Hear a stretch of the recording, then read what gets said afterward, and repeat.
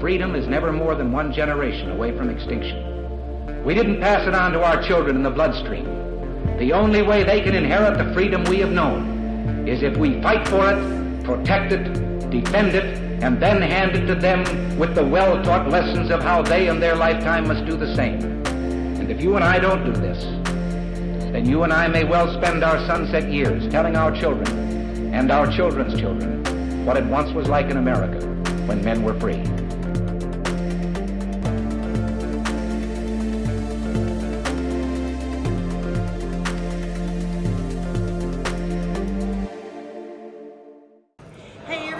Welcome to 2023 SHOT Show in fabulous Las Vegas.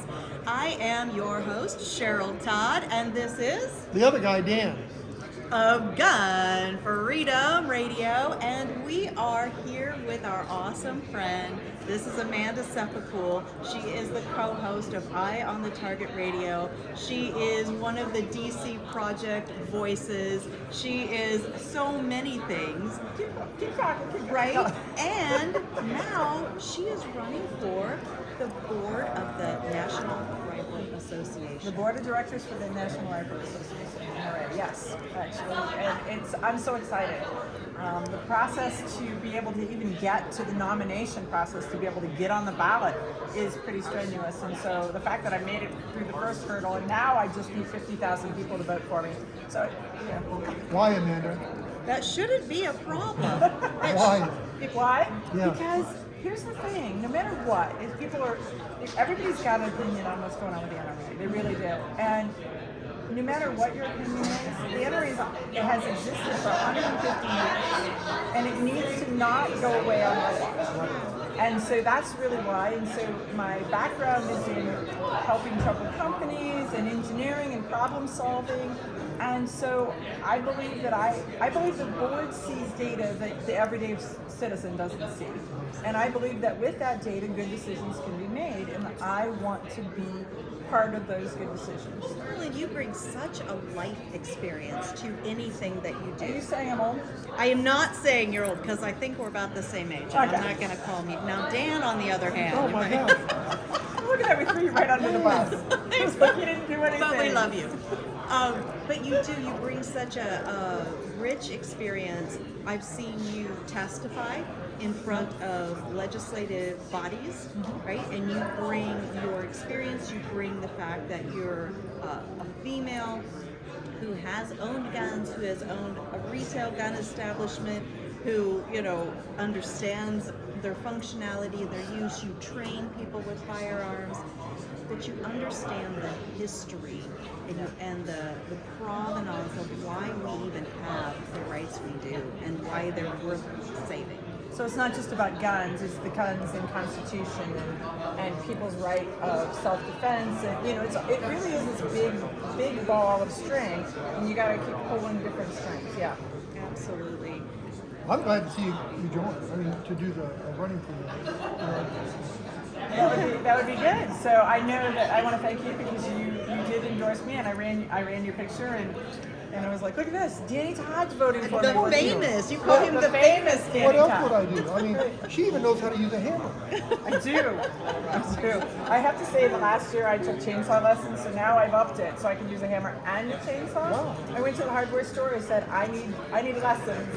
I'm not sure that they're used to that, because they're like, would you like to buy something? No, I want to buy it, and I want lessons, so I can do it well. And so the reference about that is that you also renovate homes. Right? I mean, you really understand the value of taking something that is useful. Maybe it's going through a rough patch, right? I'm loving the symbolism here. Yeah.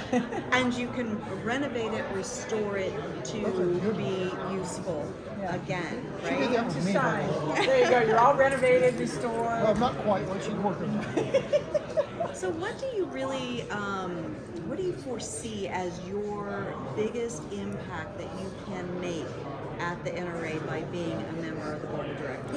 I'm hoping that I can have a lot of input as a firearms instructor. I've been a firearms instructor with the NRA since 2004. And I believe that the NRA instructors are one of the biggest assets that the NRA has, and they are the conduit between the everyday person that's on the street and the NRA, because they're the people that everybody interacts with. You know, you talk to your instructor, you see the recruiter at the gun show, that type of a thing. And I think that we could do more with them, supporting them, helping them, and being that forward face. And so I'm kind of hoping, but it all really depends. It's kind of like Congress. It all depends on your committee assignments.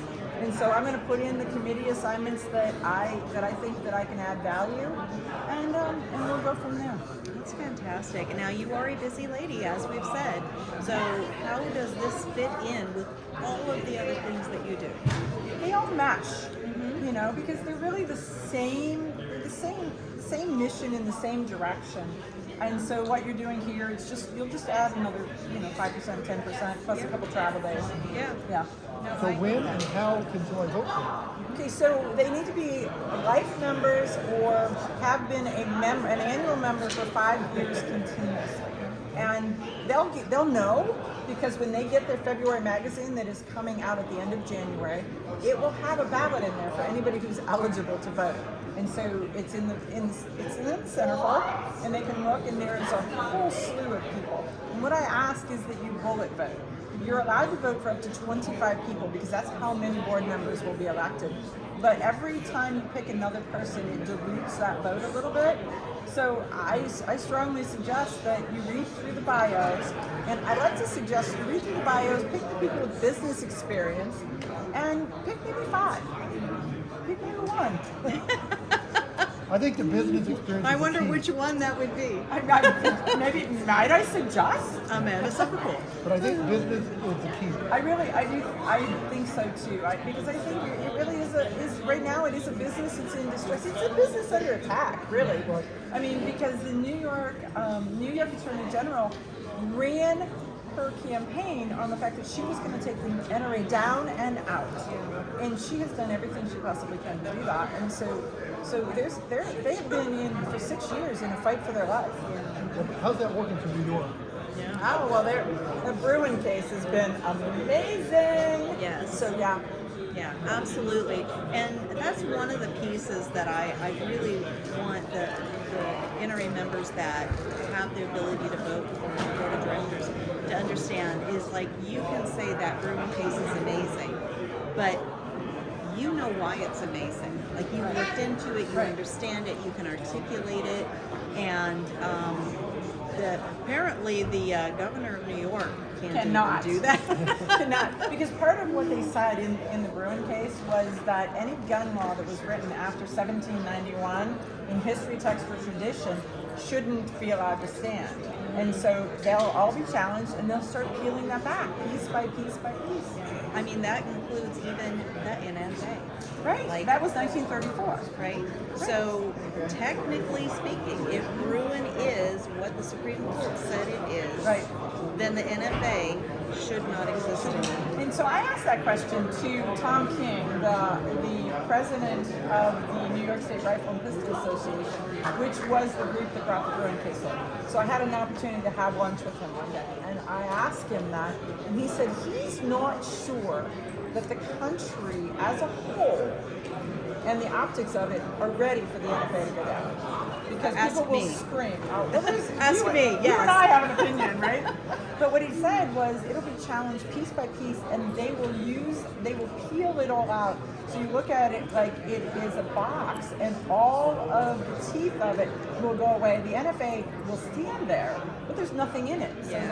So that's how he expects it to go, and I can sort of see that. So don't you want somebody like that that's going to run, that's going to help take all those things out of the market? Support them. You got it. So, just touching back on Eye of the Target Radio, I love that you're wearing your logo wear here. What do people expect to find when they tune in? How do they tune in? You and your brother Rob just do an awesome job of interviewing people and breaking apart issues, and Rob has this encyclopedic knowledge of tools themselves. Right, of all the guns and the gun history and all that. So it is eyeonthetargetradio.com. So it's EYE, like I'm seeing something. Eyeonthetargetradio.com is the website, and they can go there. And then we have it. So it is live terrestrial radio. So it shows up if you're in one of those cities. It shows up right on your radio. Otherwise, it is podcast, and you can pick it up there on Spotify and any of those. We're also, it's sort of Howard Sternish, sort of. It is. We do Obsolence, which is. Please describe what you mean by it being without the swear words. But it is just a video of two people sitting there talking to each other. So we do 2 hours of show every Sunday night from 5 to 7 Eastern time. And we're on Obsolence, which is an on-demand TV station that you can get on Apple TV, Fire Stick, Roku, whatever those are. Plus, they have their own Facebook page. So it's a little bit of, so it's kind of like, you can find it in a couple of different places. So you can binge listen to the Heart's Content mode. Yes, Oh my God, that's what we like to say. There's a ton of content. There really is. I mean, because we've been doing, I lost, I don't know, probably 500 segments when our podcast host went under. And so I have most of them still on a computer, so I just have to slowly, as time permits, dump those back in. But yeah, there's a lot of content. Plus, you get our personalities, and sometimes it's scary. Yeah. But No, that's fantastic. And I mean, you appear on other people's podcasts. You are just a busy person. You are in demand. But once again, the NRA Board of Directors, that election is coming up. It's coming up. I think, and I'm not sure when the deadline is. When you get your ballot, look at it, because there is a deadline. I'm thinking that they give us maybe 6 weeks, something like that. 6 weeks to find 50,000 people. And I'm from Ohio, where we only vote one person, one vote. Go figure. Is that still a thing? Just saying. So we need 50, you and 49,999 friends. Fantastic. Well, thank you for all you do. Oh, well, thank you. You do inspire me. I pick your brain often on important issues. And we forgot to mention this, that you are the only female 2A host, right? Right. Host of a 2A radio show. A nationally syndicated radio show. Yeah. Nationally syndicated. Big time, big stuff. Reaches a lot of ears, and that's important because you're giving the truth. You're not talking. I mean, and we talk, we listen, we have logic. It just kind of goes together. Sometimes, we'll tell you if we think it's rhetoric. We'll tell you if we think it's true. We'll tell you if we think it's bunk. But yeah. Straight shooter, as it were. We try. All right, Amanda Suffecool, thank you so much for everything you do and for spending some time with us here at SHOT Show. Thank you.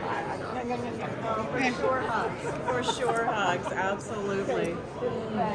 All right, well, stick around. We have lots more coming up from fabulous Las Vegas on Gun Freedom Radio.